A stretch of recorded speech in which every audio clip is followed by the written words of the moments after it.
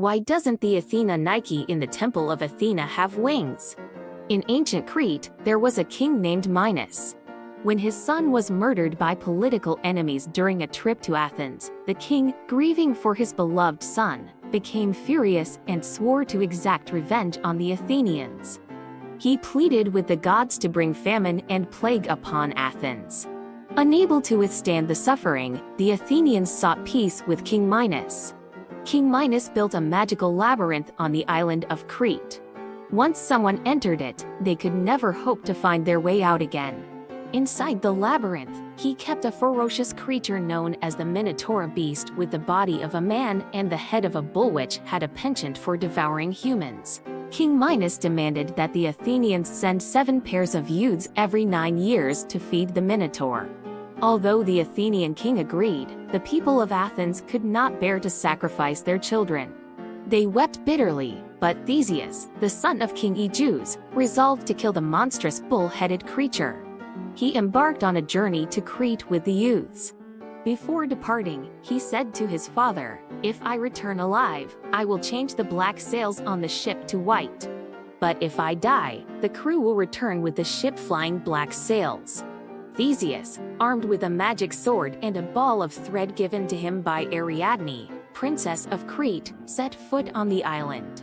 After entering the labyrinth, he immediately dropped the thread, which unraveled as he progressed, marking the path he had taken. Eventually, he reached the heart of the maze and encountered the Minotaur. In a fierce battle, he managed to seize the bull's horns and, wielding his magic sword, swiftly decapitated the beast. After his victory, Theseus hastily led everyone out of the labyrinth. To avoid pursuit by King Minos, they quickly pierced all the ships moored along the coast of Crete. Princess Ariadne stood by the Aegean Sea, eagerly awaiting her beloved. Overwhelmed with joy, Theseus embraced the princess, grateful for her assistance. Then, he set off on the journey home with her and the others. When they reached Dia Island not far from Athens, they took a brief rest. However, on that very night, Ariadne suddenly disappeared. It turned out that Dionysus, the god of wine, was captivated by Ariadne's beauty and secretly abducted her. This sudden event brought immense sorrow to Theseus and his companions. Nevertheless, unable to find Ariadne, they continued their journey homeward. As Theseus sat at the bow of the ship, his eyes blankly staring into the thick mist enveloping the vast sea, he recalled Ariadne's charm, courage, and the help she had provided them. The others were equally immersed in grief, never thinking to change the black sails, symbolizing their sorrow, to white sails, indicating their safe return. Upon hearing that the prince's fleet had returned, King Aegeus hurried to the shore, anxiously scanning the distant ships. As the ships approached, the king's heart sank into the icy depths of despair when he saw that the sails were still black, indicating the prince's demise. Overwhelmed with grief, King Aegeus jumped off the cliff and into the Aegean Sea, thus giving the sea its name. Upon learning of this tragedy, people felt great regret.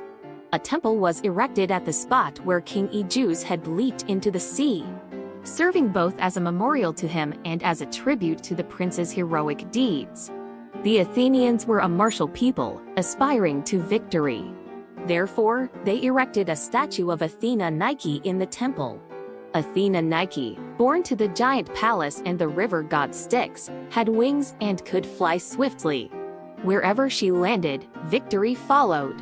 As she was a subordinate deity of Athena, the goddess of wisdom and war, and Zeus, the supreme god, victory was always associated with her. How could they ensure that victory would always belong to Athens? In their desire for victory, the Athenians did not hesitate to harm the gods. They raised their axes and chopped off the wings of Athena Nike. Without wings, the goddess could no longer fly elsewhere, ensuring that victory would forever belong to Athens. However, reality often falls short of expectations. The temple was destroyed in several wars, and by the 17th century, many reliefs were removed by the British. Today, only the foundation and a few 11-meter-high columns remain of the temple.